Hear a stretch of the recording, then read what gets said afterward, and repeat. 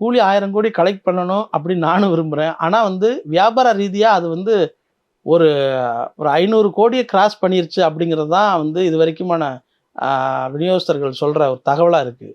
இதுக்கப்புறம் அந்த 500 கோடியை அவர் எப்படி ரீச் பண்ண போகுது அப்படிங்கிறத இனி அடுத்தடுத்த வாரங்களில் தான் முடிவு பண்ணணும். கண்டினியூஸாக ஒரு 4 days லீவ் தான். லீவாக இருந்தாலும் அது 1000 கோடியை எட்டுமா அப்படிங்கிறது தெரியல. ஆனால் ஒரு ரசிகனுக்கு படம் பிடிக்குதா இல்லையா, படம் நல்லா இருக்கா இல்லையா அப்படிங்கிறது தான் முதல் கவலையாக இருக்கணும், முதல் தகவலாக இருக்கணும். அது எவ்வளவு வசூல் பண்ணுது அப்படிங்கிறத பற்றி ப்ரொடியூசர் தான் கவலைப்படணும். நம்ம கவலைப்பட வேண்டிய அவசியமே இல்லை. இந்த வசூல் எண்ணிக்கை வந்து பார்த்துக்கிட்டு ஒருத்தன் படம் பார்க்க வரப்போகிறதும் கிடையாது. நமக்கு அது தேவையும் இல்லை. படம் நல்லா இருக்கா இல்லையாங்கிறத மட்டும் தான் நம்ம பார்க்க வேண்டியிருக்கு.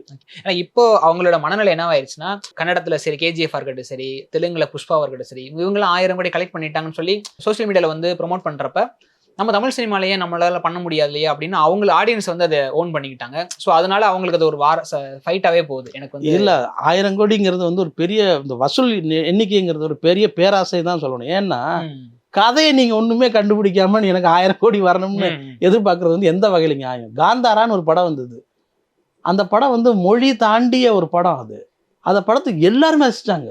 அது கன்னட படம் அப்படின்னு யாருமே வந்து ஒதுக்கலை.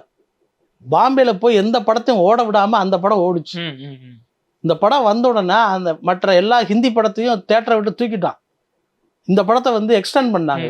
அப்போ என்ன அர்த்தம்? நீ கதையோட வை, கதையை முதல்ல முடிவு பண்ணி அதுல உள்ள காட்சிகளுக்கு சுவாரஸ்யம் சேர்க்கிற அந்த மாதிரி பண்ணாதான் வந்து நீங்க 1000 கோடி எட்டணுமான்னு பார்க்கணும்.